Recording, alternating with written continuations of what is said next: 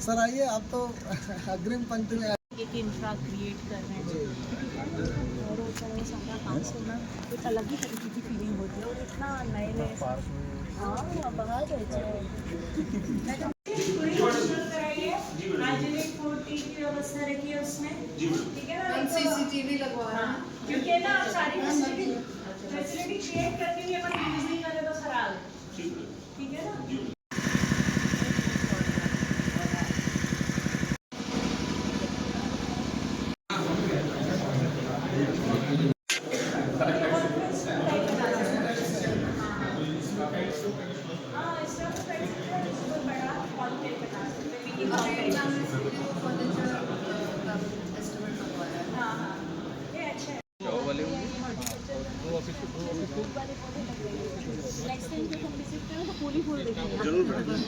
Colleagues और यहाँ पर उपस्थित सभी सम्मानित सदस्य, टैक्स पेयर एवं डियर स्टेक होल्डर्स, आप सभी अतिथियों की उपस्थिति इस कार्यक्रम को गरिमा प्रदान करती है। मैं आप सभी का सादर अभिनंदन करता हूँ। जैसा कि आप लोग देख रहे हैं कि आज हम सभी यहाँ बादा में एक अत्यंत गरिमामयी और ऐतिहासिक अवसर पर एकत्रित हुए हैं। आयकर विभाग बादा के नवनिर्मित कार्यालय भवन के उद्घाटन समारोह में। यह भवन न केवल एक इमारत है, यह हमारी विजन, प्रोग्रेसिव सोच और लगातार अपने आप को और बेहतर करते रहने का प्रतीक है। साथ में यह विभाग की उस सोच को भी दर्शाता है जिसमें हम करदाता को केंद्र में रखते हुए कार्य करने के लिए निरंतर कार्यरत हैं। आप IIT रेंज 2 कानपुर मैंने ज्वाइन किया था और अगस्त के पहले सप्ताह में ही मुझे यहाँ आने का मौका मिला। उस समय की दिन PCIT श्रीमती प्रीति जैन दास मैम और हमारे CPWD के चीफ इंजीनियर विशाल हिमांशु पांडे जी और हमारी कार्यालय की सारी टीम यहाँ पे उपस्थित थी। उस समय भवन की मूल संरचना तो बन चुकी थी, लेकिन अंदरूनी सुविधा को लेकर के थोड़ी सी इश्यूज थे, कुछ प्रॉब्लम्स थी, जिन पर विस्तार से चर्चा हुई और आगे का रास्ता तय किया गया। आज की ये 1.5 साल पहले की बात है। यह इतना भी आसान काम नहीं था, लेकिन हमारे पहले के सीनियर ऑफिसर का योगदान, बादा के अधिकारी, बादा के कर्मचारी, CPWD का एफर्ट और अभी के कुछ अधिकारियों की मॉनिटरिंग से इसे सफल बनाया गया। जब सितंबर 2024 में PCIT श्रीमती शिवानी सिंह मैम यहाँ उपस्थित हैं, ने कार्यभार संभाला और साथ ही मुख्यालय में श्री शिवदान सिंह भदौरिया सर भी यहाँ पे उपस्थित हैं, का मार्गदर्शन मिला। मुझे याद है कि उस समय कुछ चुनौतियाँ थीं, कुछ फाइनेंशियल कंस्ट्रेंट्स थे, कुछ चीज़ें हमें नहीं मिल रही थी, जिन्हें मैं इस कार्य को आगे बढ़ाने में अथक परिश्रम किया। फिर जून 2025 के लगभग में हमारी वर्तमान principal chief commissioner ma'am Shrimati Varnakaran ma'am ने कार्यभार संभाला। मैम के आने के बाद इस भवन की नियमित निगरानी की जाने लगी और ऐसा नहीं है कि मैम ने सिर्फ इसी भवन की निगरानी की, रेगुलर मीटिंग करना और यूपी वेस्ट और उत्तराखंड रीजन में और मैम के निर्देशन में मैम ने स्पष्ट किया इस बात को कि कोई भी कार्य एक समय सीमा निर्धारित की जाए और उसी समय सीमा को कंप्लीट किया जाए। और बांदा के लोगों के लिए यह एक सौगात है, और क्योंकि मैं शायद टैक्सेशन और करदाताओं से बहुत सारी ज़्यादा उम्मीदें भी रखती हूँ, क्योंकि विभाग भी बहुत काम करता है आप लोगों के लिए। आजकल हम लोग इन्फोर्समेंट डायरेक्टरेट की तरह काम ना करके मेनली कोशिश ये करते हैं कि आप लोगों को जितनी फैसिलिटी, जो आपके राइट्स बनते हैं, जो आपकी ग्रीवेंसेस विभाग से है, हम उसको जितनी जल्दी सुलझा सकें उसको सुलझाएं। ऐसा कि मुझे अभी दुर्गेश ने अपने संबोधन में बताया कि यहाँ 2 लाख या 2.5 लाख टैक्स पेयर्स हैं, बट डीपनिंग नहीं है। डीपनिंग मतलब कि लोग सही टैक्स नहीं भरते हैं। आप लोग क्योंकि जनप्रतिनिधि भी हैं, रिटायर्ड आर्मी के लोग भी हैं, टैक्स पेयर्स भी हैं, आप सभी से अनुरोध करूँगी कि अब हम लोगों ने आपके लिए ये फैसिलिटी क्रिएट की है, आप लोग अपने सभी टैक्सेस को सही तरीके से भरिएगा। क्योंकि आज आप ये मान के चलिए कि विभाग के पास कंप्लीट डाटा है और डाटा ही रेवेन्यू है। अगर आपकी जो प्रीफिल्ड रिटर्न होती है उसमें अगर आपका 10 रुपये का भी इंटरेस्ट होता है तो वो दिखाई देता है। तो आप ये बिल्कुल मान के चलिए कि विभाग के पास कंप्लीट इंफॉर्मेशन है। और जब विभाग का एक्शन होता है तो हम जानते हैं कि वो पेनफुल होता है।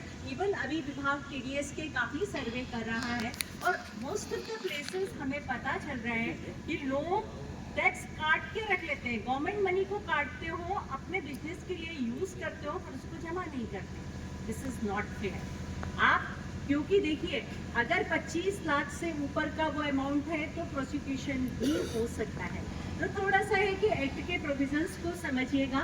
आज के संबोधन में मैं आपको डराने नहीं आई, पर मैं जरूर आप लोगों को ये सचेत करना चाहती हूँ कि शायद मैं भी काफ़ी ट्रेवल करती हूँ और नेक्स्ट टाइम हो सकता है कि बांदा में एक प्रॉपर हम लोग एडवांस टैक्स TDS एग्जेम्पशन जो भी है हम लोग प्रॉपर आउटरीच करें। पर मैं आप लोगों से ज़रूर जानना चाहूँगी क्योंकि विभाग सारा डाटा एनालाइज कर सकता है किस सेक्टर के क्या असेसी हैं, किस बिजनेस कर रहे हैं और आप लोग टैक्सेस क्या भर रहे हैं। तो थोड़ा इस चीज़ को देखिए।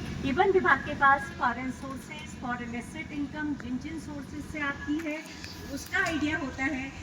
GGC में आप गलत क्लेम लेते हैं, आप किसी भी अनरिकॉग्नाइज्ड पॉलिटिकल पार्टी को डोनेशन देते हैं और इसके बाद उस पैसे को कैश में वापस देते हैं। ये सब चीज़ें नहीं करिएगा क्योंकि ये सब इंफॉर्मेशन पूरा डाटा सिस्टम के पास होता है। तो इन चीज़ों को थोड़ा ध्यान रखिएगा।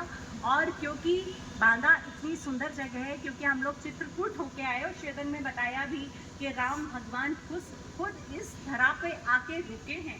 तो डेफिनेटली अगर हम कर चोरी करते हैं तो शायद हम उन मूल्यों का वायलेशन करते हैं। तो थोड़ा सा ध्यान रखिएगा कि हम इन सब चीज़ों को ध्यान रखें और उन चीज़ों को अच्छे से करें।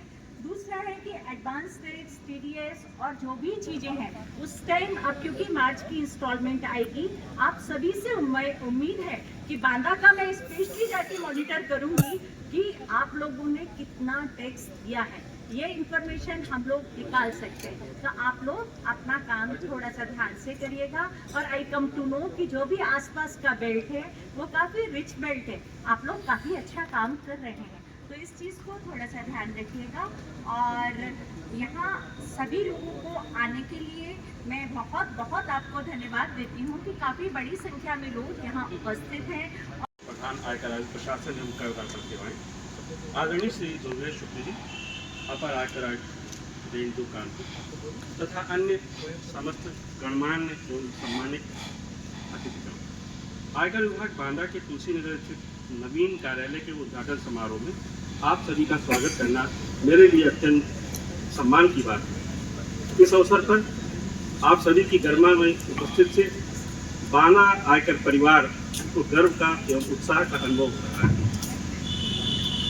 इस समारोह के उपरांत मैं आप सभी को धन्यवाद देना चाहता हूँ कि आपने अपने व्यस्त कार्यक्रम में से समय निकालकर आप इस समारोह में उपस्थित हुए। मैं सबसे बांदा ऑफिस बना है तब से ये प्रैक्टिस कर रहे हैं। सबसे पुराने ताजी अब आप हमारे लिए अमित मिश्रा जी, तो हम चाहते थे कि इस परिसर में चूंकि वो यहाँ रहने वाले हैं और इस परिसर में किसी एक विंग का या बिल्डिंग का नाम या सभागार का नाम उनके नाम पे किसी बार गोविंद मिश्रा सर को बुलाएंगे। वो अच्छा होगा तो आगे हो जाएगा तो और अच्छा रहेगा।